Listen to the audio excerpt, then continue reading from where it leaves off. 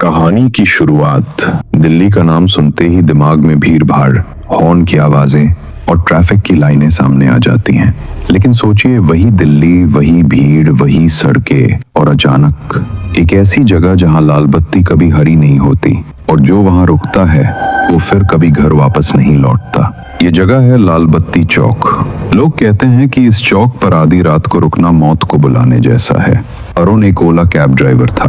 रात में ज्यादा सवारी मिलती थी, इसलिए वो अक्सर देर रात तक कैब चलाता। उस रात भी उसने सोचा, एक दो राइड और मिल जाए तो अच्छी कमाई हो जाएगी। करीब 12:30 उसकी कैब आईटीओ से कश्मीरी गेट की ओर जा रही थी। रास्ते में एक पुराना चौक आया, लाल बत्ती चौक। अरुण ने देखा कि वहां का ट्रैफिक सिग्नल लगातार लाल ही जल रहा है।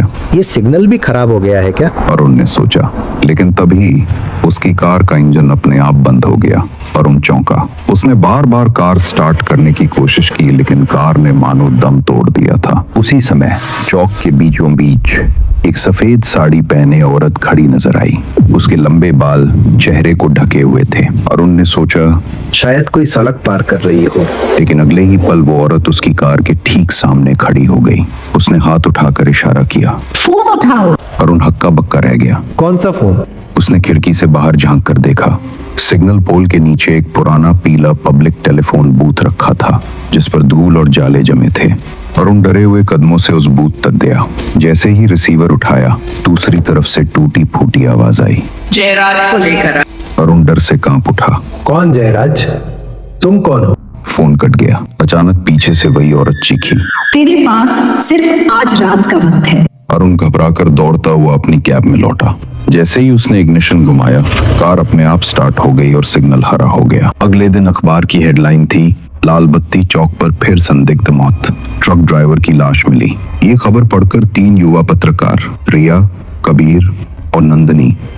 रिया ने कहा, ये चौक सचमुच भूतिया है, हमें इसकी तह तक जाना होगा। कबीर हंस पड़ा, ये सब अंधविश्वास है। सच तो ये है कि यहाँ रात में कोई गिरोह लोगों को मारता है। नंदनी बोली, सच क्या है ये आज रात पता चल ही जाएगा। तीनों रिपोर्टर रात के 12 बजे कैमरा और रिकॉर्डर लेकर लाल बत्ती चौक पहुंचे। सन्नाटा पसरा था। अचानक वही लाल सिग्नल जलने लगा। फिर बूथ की घंटी बज उठी। रिया अंदर गई और रिसीवर उठाया। हेलो। दूसरी तरफ से ठंडी आवाज आई, जयराज को लेकर आ, नहीं तो मौत। रिया का चेहरा सफेद पड़ गया। तभी बूथ के शीशे पर एक औरत की परछाई उभरी। अचानक पास ही एक बूढ़ा चौकीदार आ गया। वो कांपती आवाज में बोला, बेटा, 20 साल पहले इसी चौक पर रश्मि नाम की लड़की मारी गई थी। उसे जयराज ने धोखा दिया था। उस रात वो इसी बूथ से जयराज को फोन कर रही थी।